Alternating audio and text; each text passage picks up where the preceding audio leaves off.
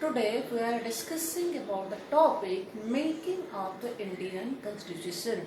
So under it we will discuss what were the difficulties that India faced while making the Constitution, which factors contributed towards making of Indian Constitution, then how our Constituent Assembly made the Constitution of India. So let us start with the first subtopic, that is what difficulties India faced while making of the Indian Constitution. The first one, India was emerging from the status of subjects to that of citizens. Earlier, we were under monarchical form of government. Now India became a democracy. In a democracy, all the people are known as citizens, and in a monarchy, they are subjects. Okay? So, for the first time, we are becoming citizens. Secondly, India was passing through partition. The traumatic experience of partition was a great factor.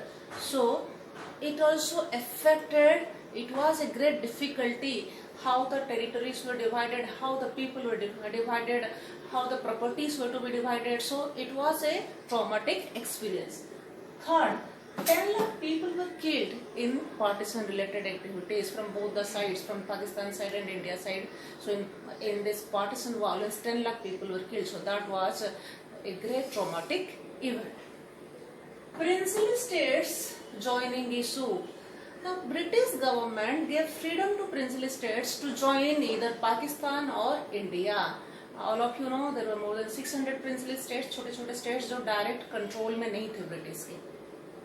Now British told that these princely states either they could join Pakistan or India. So that was definitely a very grave issue. It was Sardar Vallabhbhai Patel, the Iron Man of India, who just convinced the princely states to join India. Then there were problems of poverty and unemployment. The resources of India has been drained. So they were drained by Britishers. So there were rampant poverty and unemployment. Under these difficulties, so Indian Constitution was made. We are going to discuss is which factors contributed towards making of the Indian Constitution. So it was not so that our Constitution making started in 1947. It started much earlier, before independence of India. Our Indian leaders were planning to make a constitution before the freedom of the country, before independence of the country. It was in 1928, Pandit Motilal Nehru, father of Jawaharlal Nehru, and 8 other Indian leaders, they had planned a constitution. It was known as Nehru Report.